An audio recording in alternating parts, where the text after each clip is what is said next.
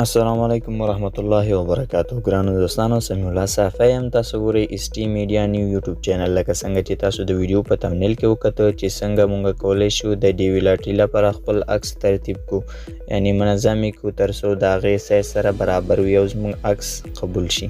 نو راځو ویډیو شروع کوو. دومره سخته طریقه نه ده، ډېره اسانه طریقه ده. ګران دوستانو، که تاسو تر اوسه دغه زموږ چینل نه وي سبسکرایب کړی نو زموږ چینل سبسکرایب کړئ تر څو دغسې ښایسته ویډیوګانو څخه زر برخمن شئ. او که تاسو دغه ویډیو نه لایک کړي نو لایک یې کړئ ګران دوستان، تر څو موږ ته معلومات وشي چې آیا زموږ دغه ویډیوګانې ستاسو خوښیږي. نو تر څو موږ دغسې نور ویډیوګانې هم تاسو لپاره جوړې کړو. نو راځو پلی سټور خلاصوو. د اپلیکیشن ته ضرورت لرو چې یو پټ روم دی. تاسو په پټ روم دغلته سرچ کړئ ګران دوستانو. ما سرچ کړی د وخت نه، دغه به تاسو سرچ کړئ پټ روم اپلیکیشن دی. کله چې هم دا سرچ کړو ګران دوستانو نو تاسو به دې ځای څخه انسټال کړئ. ما انسټال کړی. بل اپلیکیشن هم درته ښیم، دا به تاسو دې ځای څخه پاک کړئ. تاسو ولیکئ چې ډي وي لاټري پوټو ټول په نوم ما سرچ کړی تیار، نو تاسو به هم سرچ کړئ، دا به هم تاسو ته راشي.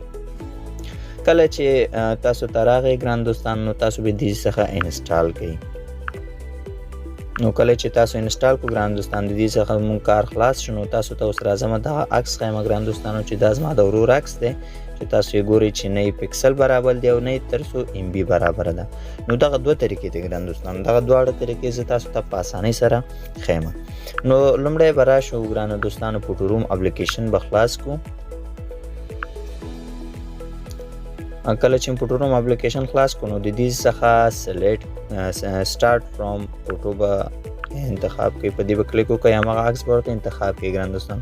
کله چې هم عکس ورته انتخاب کړو نو لږ صبر به وکړو تر څو د دې دغه بیکګراوند پاک شي. وګورئ ګران دوستانو، د هغې بیکګراوند یې پاک کړو نو تاسو به دغلته بیکګراوندونه تاسو ته ښیي. دغه بلک دی او دغسې دغه دی ترانسپیرنټ دی او دغه وایټ دی. نو تاسو به ورته وایټ انتخاب کړئ ګران دوستانو. کله چې وایټ ورته انتخاب کړو نو تاسو دغه ځای څخه سایز او دغه نور برابرولی شئ، خو دې ځای کې بیخي پرېږدئ. تاسو به د شیر اپشن باندې کلیک وکړئ. کله چې په دې کلیک وکړو نو تاسو ته دغسې یو صفحه راځي. تاسو یې د دې ځای څخه هم بندولی شئ او دغلته لاندې هم د دې ځای څخه هم بندولی شئ. نو کله چې تاسو هغه بند کړو نو تاسو ته هلته صفحه درکوي چې سیف ټو مای ګیلري. نو تاسو په دې اپشن باندې کلیک وکړئ. لومړی دغه پینجي کې مونږ سره دا به تاسو ته جی پی جي ته واړوئ. دا لومړی مونږ سره دلته وي نو تاسو به دغه جی پی جي ته واړوئ او بیا به د دې څخه ډن انتخاب کړئ. کله چې په ډن کلیک وکړو ګران دوستان نو تاسو به په دې اوس دلته سیف ټو مای ګیلري باندې کلیک وکړئ. کله چې دا تاسو سره ثبت شو ګران دوستان نو زموږ پټو روم اپلیکیشن څخه کار خلاص شو. اوس تر ټولو ښه طریقې دا ده، هغه بله طریقه هم ښه ده، خو راځم اول دغه طریقه درته ښیم بیا به هغه درته وښیم، خو دا یې لږه ښه طریقه ده. نو تاسو به راځئ خپل موبایل کې کروم به خلاص کړئ ګران دوستانو. کله چې کروم خلاص کړو هماغه ډي وي پروګرام به سرچ کړئ .stat.gov چې کله سرچ کړو نو هماغه د ثبت نام هغه صفحه تاسو ته راځي. نو تاسو به دغلته راشئ په اګزامپل باندې به کلیک وکړئ ګران دوستانو. کله چې په دې کلیک وکړو تر څو موږ خپل عکس وګورو چې آیا وړ دی او که نه دی نو تر څو دلته تنظیم کو. نو لاندې راځو پټو ټول باندې کلیک کوو ګران دوستانو. کله چې په پټو ټول باندې کلیک وکړو نو موږ ته به یو بله صفحه راښکاره شي. نو دلته موږ ته وایي چې چوز پټو، خپل عکس انتخاب کړئ. نو خپل عکس به انتخاب کړئ، کوم عکس چې تاسو سره د هماغه عکس به تاسو ورته انتخاب کړئ. زه هماغه عکس ورته انتخابوم ګران دوستانو او ډن باندې کلیک کوم. کله چې په ډن باندې کلیک وکړو نو تاسو دغه عکس خپله ترتیبوي، یعنی هغه پکسل او هغه سایز یې برابروي. نو کله چې سایز برابر کړو نو تاسو به څه وکړئ ګران دوستانو، تاسو به دغلته راشئ اکسپټ اینډ پروسیس. نو په دې به تاسو کلیک وکړئ. کله چې په دې کلیک وکړو نو دغلته وایي چې ډاونلوډ امیج ټو مای ډیوایس، په دې به کلیک وکړئ چې تر څو دغه عکس تاسو سره سیف شي.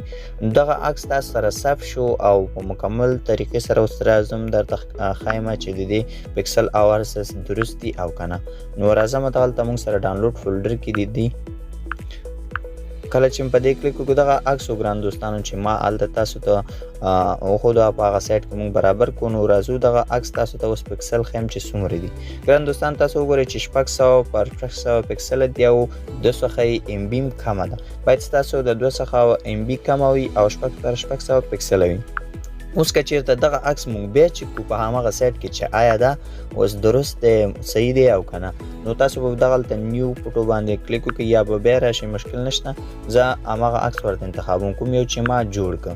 نو اوس دلته راته وایي چې ګران دوستانو ستاسو عکس بالکل صحیح دی، یعنی د نورو دغه نور وړوکی کولو حاجت نشته ورته، ستاسو عکس بالکل 600 دی، یعنی دغلته په پاس لیکي چې your photo does not need cropping، ستاسو عکس نور دغه ته ضرورت نه لري چې تر څو کوچنی شي.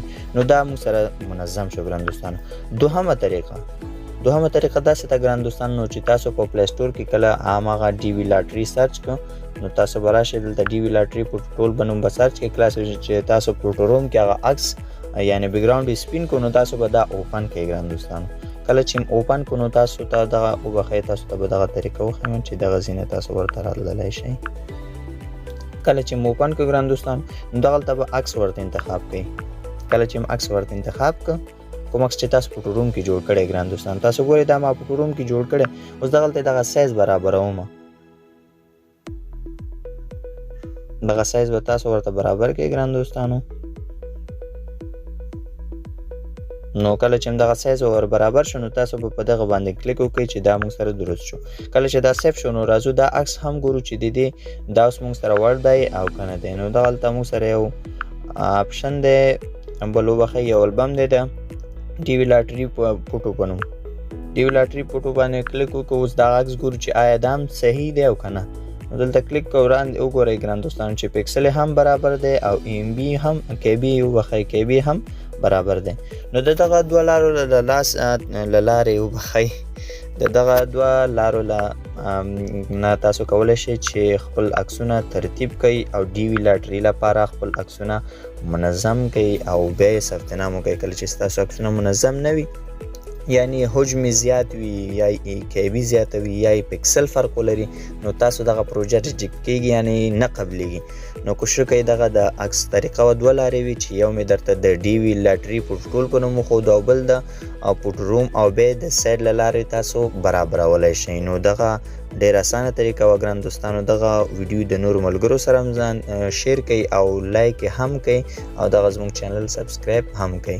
نو د بلې ویډیو چې زه تاسو په چوپړ کې حاضر کېږم، ماته اجازه راکړئ. د الله په امان.